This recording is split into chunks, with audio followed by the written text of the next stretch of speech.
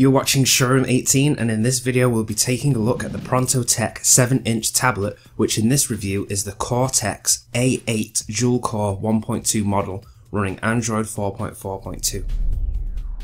Holding the device this way, the Prontotec is 7.5 inches in length and 4.5 in width, and from the side it is 0.39 inches in thickness.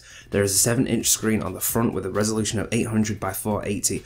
Over here is a 0.3 megapixel front camera, and next to it is the charging notification light. Now going over to the top, we have a microphone, a micro USB slot for charging and connecting to third-party connections. Here is a USB host adapter, a 3.5mm jack connection for headphones, a micro SD slot for adding external storage, and an AC adapter for the choice to charge with a power supply. There is nothing on the right or bottom, so going over to the left side we have the power button to toggle from standby modes or switch the device on or off. Underneath that is the volume keys. Now lastly, the back. This is a 2 megapixel camera with VGA video recording and light. This over here is the speaker, and at the very bottom is a small hole to reset the device if you run into any issues. The device has a Cortex A8 1.2 GHz dual-core processor with 512 MB of RAM and 4 GB of internal storage. The other features the device has are as follows: G-sensor, Wi-Fi support for 3G dongle and Ethernet with the use of an adapter. There is no Bluetooth on this model version. You get your standard 5 slots on the main screen to add your apps, and swiping down shows you your current notifications. Clicking this tab gives you this list of quick settings, then pressing here takes you to the full list of applications on the device, with a tab here to toggle from apps and widgets. Looking at the camera, there is very few options to choose from. You click the camera button to change the mode from camera to video, or panorama and vice versa. Pressing this blue button will take your photo, or when in video mode it is red. Now lastly, this gives you the options to switch to the back or front camera, turn on or off flash, timer, location, white balance, and lastly exposure. This is not the best quality camera for taking images or video, but can be useful for using during Skype. The device does perform fairly well, and only from time to time will it take longer to load up some of the social media applications than normal, and I had a freeze on YouTube once or twice, but when everything is loaded up, even on games, they run fairly well. In terms of performance, what really does let this device down is the screen resolution and the battery.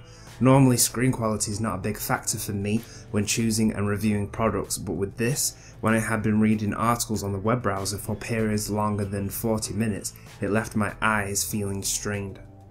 When the brightness was turned right down, it was not as bad, but still this does not happen to me with other phones or tablets. This was more noticeable when reading. I never really had this problem when watching videos on YouTube for 20 minutes or longer. Then the battery drains very quickly. I can demonstrate this while showing you how games run. The battery is now at 100% as we start up the game Subway Surfers. Make a note of the time it shows here for reference. While that loads, I will talk you through the experience with the battery. It drained out within 30 minutes from being fully charged. For me, with brightness at full settings and Wi-Fi on. With the brightness set very low, which is the setting it is on now, it lasted closer to an hour. Now let's take a look at what percentage the battery is on now.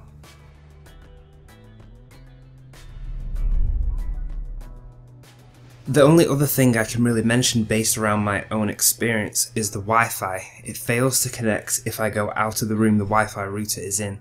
It will work out of the room, but most of the time it has trouble staying connected if I am 2 rooms down.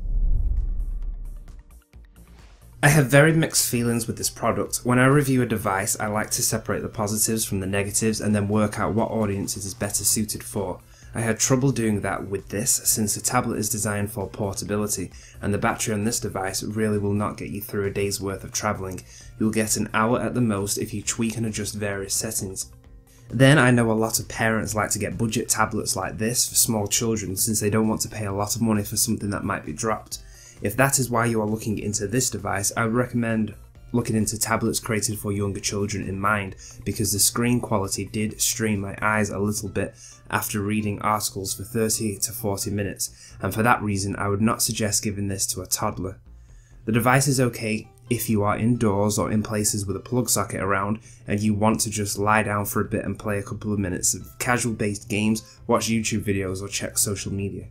Thanks for watching. If you have any other questions, let us know in the comments. This video is from our affordable tablets playlist. We will be adding more devices like this over time, so keep checking back to our channel and check out our playlist for products you are looking for.